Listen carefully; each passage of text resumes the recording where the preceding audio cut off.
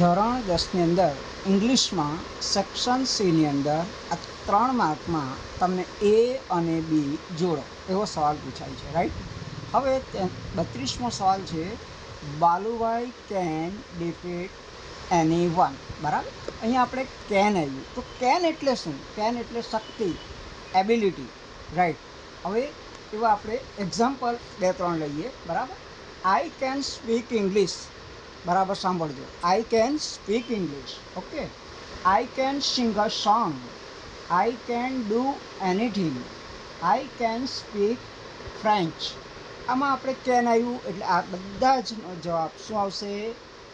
Ability, right. હવે એ જ પ્રમાણે આ 34મું જુઓ, મયુર નેવર ક્વારલ્સ વિથ ધ ફ્રેન્ડ્સ. અહીંયા નેવર આવ્યું. બરાબર. હવે નેવર શું કહેવાય? તો ફ્રીક્વન્સી. દાખલા તરીકે always, sometime, never, every day, એ બધું શું કહેવાય છે? હા, બોલો તો. હા, ફ્રીક્વન્સી, રાઈટ. તો I always get up early in the morning.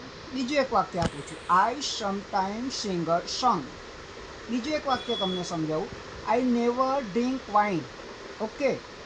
My father goes to the temple every day. હવે આપણે આગળ વધીએ છીએ. The boy who is reading sincerely is જેની. ઓકે. તો અહીંયા આપણે હુ પર અંડરલાઇન કર્યું છે, એટલે કે આ પર્સન એટલે કે વ્યક્તિ કોણ છે? જેને. એના વિશેની માહિતી છે, એટલે આને કહેવાય ડિસ્ક્રાઇબિંગ પર્સન. ઓકે. એવું એક એક્ઝામ્પલ લઈએ, the boy who is wearing a white shirt is my friend. Okay. તો આ કોના માટે મેં વાક્ય વાપર્યું છે? તો માય ફ્રેન્ડ એટલે એ પર્સન છે. ઓકે. બીજું એક વાક્ય લઈએ, the woman who is wearing sari is my wife.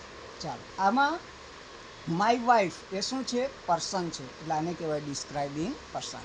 આ રીતે મેં તમને 3 માર્કનું શીખવું. આ રીતે સતત આપણે બીજા વિડીયોમાં પણ જોઈશું અને આગળ વધીશું. Okay, thank you. શેર કરજો, સબસ્ક્રાઈબ કરજો.